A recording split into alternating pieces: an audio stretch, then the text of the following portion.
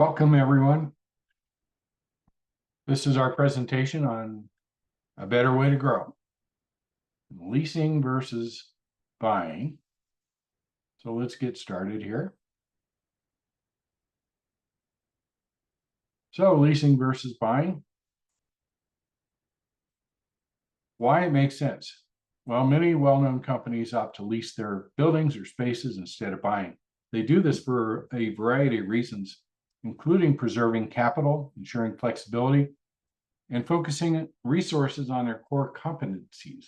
Here are some notable companies and examples: Walgreens, Starbucks, McDonald's, Amazon, WeWork, major retailers, and major banks. All of these folks lease their properties or lease a lot of their store locations so that they can have that flexibility in, number one, the capital. Cash is king in small business. That upfront capital preservation, leasing often requires less upfront capital than purchasing. This allows operators like yourself to preserve capital, which can be used for operational needs, marketing, staffing, and other immediate expenses that directly impact the quality of care and services. You also have flexibility and scalability. The leasing provides the flexibility to add locations based on demand, emerging trends, shift in demographics. Additionally, as a business expands, leasing makes it easier to scale by simply acquiring additional leases without that heavy capital expenditure. And our programs are flexible and tailor-made to your situation. Instead of a large down payment on the real estate, the cash can go into the working capital needs of the business or acquire another property.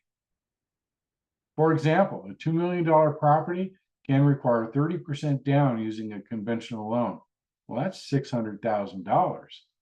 But using our program and just the 5% down, the remaining $500,000 can be used as working capital or acquire more properties. Cash is the lifeblood of a small business, essential for daily operations, meeting financial obligations. A robust cash flow allows businesses to seize growth opportunities and invest in vital resources. Without adequate cash reserves, even profitable businesses can face significant challenges. You can use an existing facility for a sale leaseback. You can decide what that purchase price might be, tapping in at 95% of the equity to use it for more properties. And there's tax benefits because leasing offers specific tax benefits. Those lease payments are considered a business expense and can be 100% deducted, potentially providing operators with favorable tax scenarios. On your loan, only the interest portion of your loan payment is deductible. Let's talk about a few case studies. So Planet View Assisted Living, when we met them, they had one existing 8-bed facility. In 2019, we added one more facility totaling 12 beds. That was valued at $1 million, or at least that was the purchase price. And one facility totaling 14 beds that we bought for $450. The value was quite a bit higher on that, and I think our recent appraisal was close to $1 million on that. Anyway, he got in with only $72,500 on both of those. Then in 23, we added another facility with 25 beds. We bought that for $1 million. He put 5% down, option deposit to be credited at the time of purchase. All in, he got 51 beds with a total value of $2.45 million. And his total expenditure for that was $122,500. We are currently looking for another facility for the same operator. And his little quote to us was, ABW has really contributed to the growth and development of Planet View Incorporated. That's from Chooks Ema, CEO of Planet View Assisted Living. Case study number 2, Solange Assisted Living. When we first met him, he had a 48-bed and 5 8-bed facilities. he took advantage of our sale leaseback. So he sold us all those properties, the 5 facilities totaling 40 beds, valued at $5 million, and the one facility with 48 valued at 4.68, and pocketed $2 million cash for operating capital. He used that to expand his business. We also in 22 bought one more facility totaling 15 beds, and that was 1.25 mil. And then we did 4 facilities totaling 43 beds at 2.6 mil, and then one facility at 25 beds for 1.6. All of this time he had taken that $2 million and was remodeling an existing facility that was the 40 bed. So we were the takeout on that remodel, and we bought that for $4 million, took out his lender. He had put in the cash he needed to get that ready. And then we bought another one for 25 beds, and that was 1.85 million. This operator had a pretty good track record with us. He did that for 0 down on those deals there. And total of that was 236 beds. Total value 19.38 million, just shy of 20. He put 0 down. Of course, we did the sale leaseback, so we used that money to grow. And he had a track record with us, so that worked out pretty well for him. And his comment was, working with ABW has helped us to leverage their network and our skills to acquire properties that we would not have been able to acquire because we did not have enough cash flow. That was from Christelle Aim, CEO of Solange Assisted Living. Case study number 3, Gardens Care Assisted Living. When we met them, they had one facility. It was a 15 bed and one 12 bed that they were working on the conversion process. And we had 4 facilities that we needed to get somebody into. We contacted them and put them into those. It was 52 beds, and the value of that was 5.2 million. It was a zero deposit fee on that one, and they've got a great track record with us. In 21, we added one more facility totaling 53 beds, and that was an $8.5 million purchase. That one had a little bit of independent living and some assisted living on that one. Really nice property, and we put them in that at, again, $0 option deposit. Now, they made their rent on time every time, and we were happy to help them grow. In 22, we ran across a deal with 11 facilities, 132 beds, $15.5 million. I called them up, said, "Are you guys interested in this deal?" Of course they were. $0 option for them to get in, and that added real nice to their portfolio. Then in 23, we had another opportunity. It was 53 beds.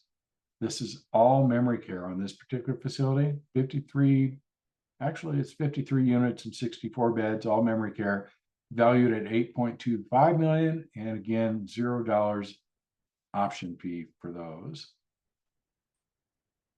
And we just added a facility with 118 beds, valued at $14 million upon stabilization. So this is really interesting. We're actually bought it for $6 million and putting $1.5 million in it of rehab.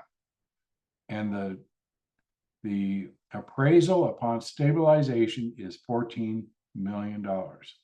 So they're going to be in it. Their option fee on this is about 8.5, 8.8, somewhere in that range.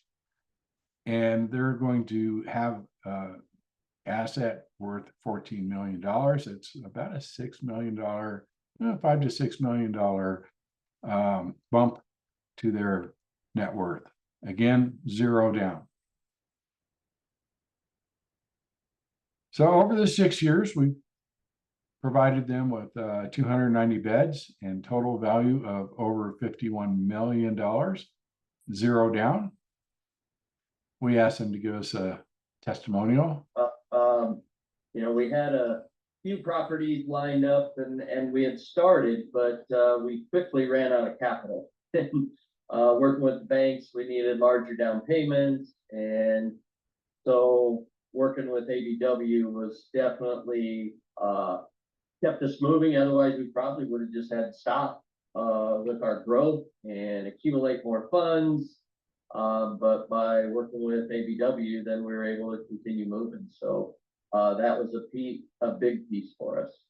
And then also the lease options, we've been able to fix up these properties, and so that gave us time to get them fixed up so that when we do purchase those, they actually have more value after we're done fixing them up, and we can use that value in our equity to make us a stronger buyer in the bank size at a later point. I think for me, relationships really drive the business. And our work with ABW, we feel like we have a relationship with everybody at ABW. I know we've had many conversations over the years with all the different key players at ABW, Vern and Jeff and Jim, and then all of the ladies who have been helpful. And I know that I can pick up the phone and I can call any one of you and ask a question or push forward on something that we want to push forward on, or pull back on something and just take a closer look or a deeper dive. And I mean, everybody at ABW has been so responsive to us. And I think, the biggest piece of this when we first started right at the very beginning is we were just establishing that relationship. We were vetting each other. You guys were vetting us. We were vetting you. We were trying to figure out how it was going to work. And our values really aligned. I mean, we all had mutual goals in serving. So you all seem to have, the goal of making sure your investors have a solid operator in which to run a business. And our goal was to make sure our seniors had a solid product we could offer them. But all of this is done with a relationship. And we're very, very thankful to this day that we found ABW. You all have been wonderful. I think that's the key word is we feel like we are partners with ABW. They bring experience, that even more experience than what we had. So they help us get started. And now we're just down the runway. And now that the vetting process is pretty much over, our goals are aligned, and so it's pretty seamless working forward now. And we're looking at got another one under contract that we're working on together as well. So it just gets easier over time. We feel the sky's our limit with ABW. So they were able to give us that interview from their condo in Hawaii. So it's always fun to work with business owners and help them expand their business and become successful. And there certainly are one of our better operators that we've had success with. And we'd love to duplicate them and have some more operators like them that enjoy that success. So there's probably some questions that you may have, and we want to review the frequently asked questions. First one we always get is, does this work for a conversion? And because conversions take 12 to 18 months before they're producing enough cash to make payments, it's very difficult. These lease payments start immediately, and it takes a lot of cash to cover the 18 months payments plus working capital and FF&E. Therefore, we require 18 months of payment to be escrowed in these situations. A better strategy is probably a construction loan, and then the lease can be the takeout at the maturity of that loan. So that might be the best way to do it. That's how we did that $4 million property where the gentleman had taken the cash that he had, and then he went and got a construction loan and went through, completely redid that particular facility, and we were the takeout on that one. Next question is, how much is the financing fee? And that varies, it all depends on if there's any broker fees paid by the seller. So we typically would say it's going to be 7 to 10% of the total purchase. If we're working out of Colorado, it's probably going to be in that 10% range.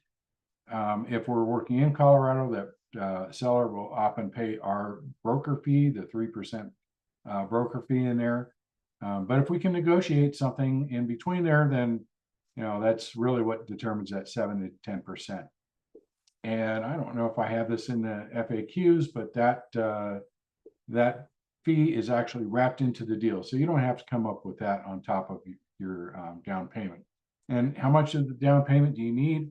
And really, this is an option fee is what it is. It's not really a down payment. You're buying the option, and that option deposit is, you know, it's typically 10%, but we can modify it to accommodate your available cash. Our goal is to make sure you have enough working capital to be successful. We don't want to put you in a situation where you're just stressed. So, you know, we want to look at what your working capital is, and maybe we can come up with something creative. We've done cross collateralization in the past, and we've even done deals with 0 down. So, you know, it varies, and that 10% is really what we call the starting point. And of course, that option deposit applied to the purchase? Well, yes, it is. So at the end of the day, when you go to the bank and you say, hey, I'm buying this thing for, you know, for easy numbers, let's call it 1.1. We use that $1 million example in our webpage. And you can tell the bank I'm buying it for 1.1, but I've already put 10% down. We just had a deal that is actually closed 2 or 3 years ago, and that's exactly what they did. And they ended up bringing no more money to the table other than their SBA fees. So that's an easy way to get through the bank. And when can your option be exercised? And that option can be exercised after the 3rd year of the lease. If you need to do it sooner, then there may be a prepayment,